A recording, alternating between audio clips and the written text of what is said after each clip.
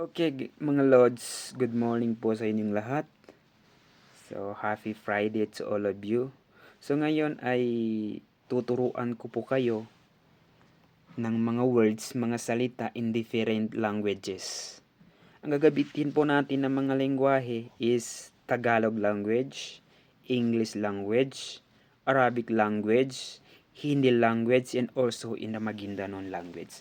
So, first words na gagamitin natin is words Tagalog na salita na tinatawag na words of kumusta ka. Words kumusta ka, ibig sabihin patanong po siya. Asking question for someone.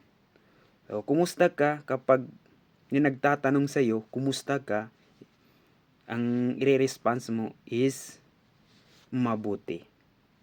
Kumusta ka? And ang i-response mo naman, ang i-response niya is mabuti.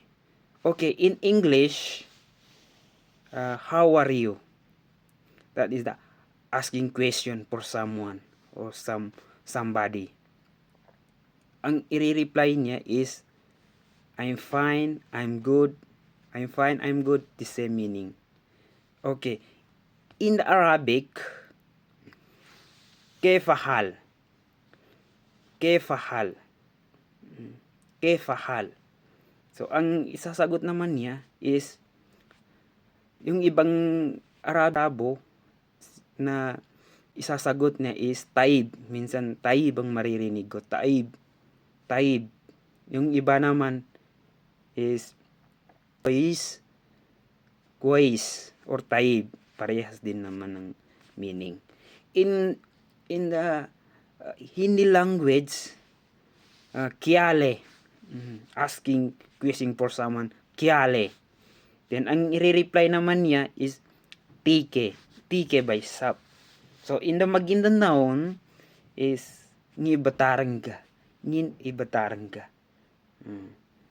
Bali, ang i-response naman niya is mapiabon. Mapiabon.